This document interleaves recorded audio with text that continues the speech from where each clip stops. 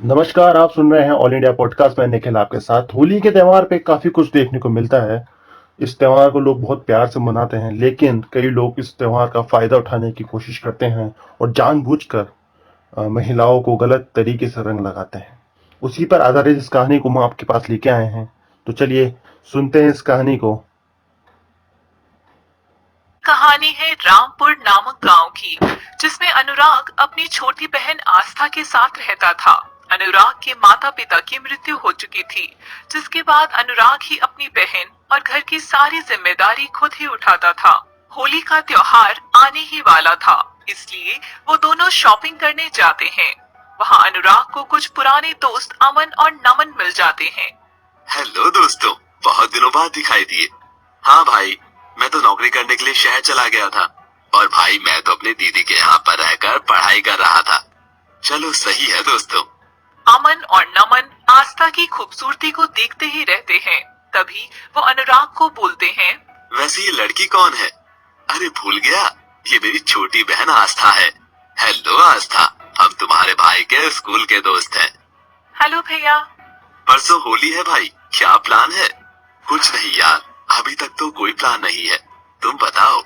चलो सही है, फिर हम तेरे घर आते हैं और साथ बैठकर मौज मस्ती करते हैं। इस बहाने पुराने दिनों को भी याद कर लेंगे।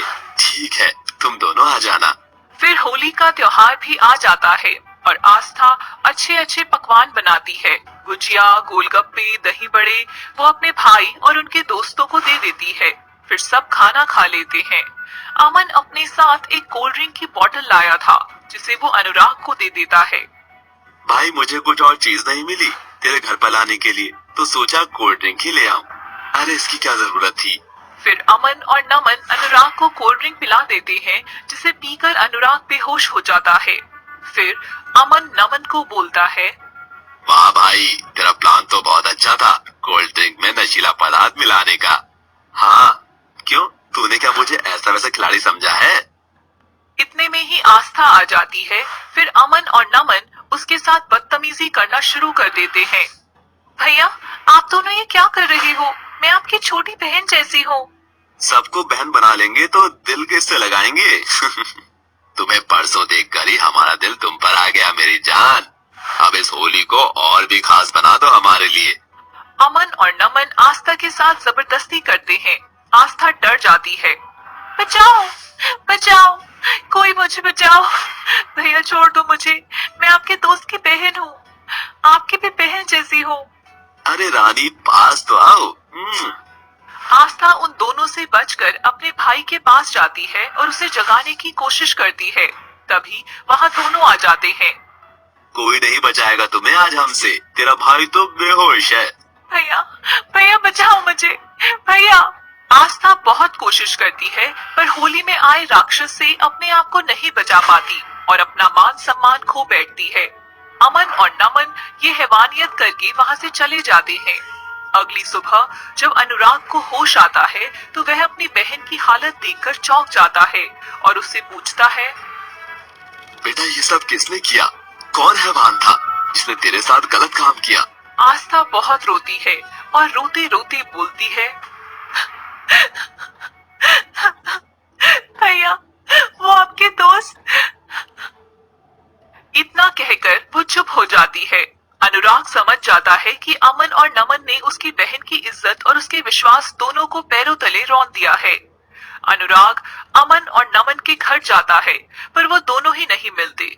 जब अनुराग उनकी फैमिली को सच बताता है, तो कोई भी उसकी बात पर विश्वास नहीं करता और उनके पिता अनुराग को बोलते हैं, मैं जानता हूँ दोनों ने गलत किया है, पर बेटा कुछ भी करने से पहले सोच लो, तुम्हारी बहन की बदनामी होगी।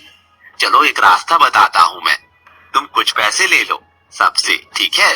कहीं दूर जाकर रहने लगो, कुछ दिनों में सब सही हो जाएगा। अंकल जी, अफसोस हुआ ये जानकर कि खुद भी आप एक बेटी के पिता हैं और दूसरी बेटी का सौदा कर रही हो। आपकी ऐसी सोच के कारण आपके बेटे ने ये पाप किया है और मैं उसको सजा दिलवा कर रहूंगा। इतना कहकर अनुराग उनकी तलाश करता है और कुछ दिनों में वो दोनों अनुराग को मिल जाते हैं। वो उन दोनों को देखकर आंख बबूला हो जाता है और उसे उन दोनों की हैवानियत याद आ जाती है, जो उन दोनों ने उसकी बहन के साथ करी, और वो अपने आप पर जमकर पिटाई करता है। फिर वहां पुलिस आ जाती है। पुलिस उन तीनों को अरेस्ट कर लेती है। अनुराग पुलिस वालों को सारी सच्चाई बताता है। पुलिस अनुराग की बहन को बुलाती है और उसका बयान दर्ज करती है। आस्था की बात सुनकर पुलिस वालों को अमन और नमन पर बहुत गुस्सा आता है और वो अनुराग को यकीन दिलाते हैं कि उन्हें सजा जरूर मिलेगी। फिर केस कोर्ट में चला जाता है और आस्था की गवाही से उन दोनों को सजा मिल जाती है और अनुराग उनसे कहता है, मुझे नहीं पता था कि तुम लोग होली खेले नहीं, कांड करने आए हो। होली का मतलब ये नहीं होता कि लड़कों को आजादी मिल जाती है कुछ भी करने की। होली कलर का त्योहार है, ना कि किसी लड़की के दामन में दाग लगाने का। इस दिन की आड़ में क्यों लोग अपनी मर्यादा भूल जाते हैं और अपने गलत इरादों को त्योहार की आड़ में पूरा करना चाहते हैं। ऐसे ही चलता रहा तो कोई भी इस दिन अपने करीबी रिश्तेदार को नहीं बुलाएगा। अनुराग फिर अमन और नमन को उनके किए की सजा दिलवाता है और अपनी बहन से माफी भी मांगता है कि उसके दोस्तों के कारण उसे इतना कुछ झेलना पड़ा। आपको ये कहानी कैसी लगी नीचे कमेंट बॉक्स में जरूर बताएं और सब्सक्राइब करें ऑल इंडिया पॉडकास्ट ऐसी ही कहानी के लिए। मैं आपसे विदा लेता हूँ, जल्द मिलूंगा नई कहानी के साथ। तब तक के लिए जय हिंद, वंदे मातरम।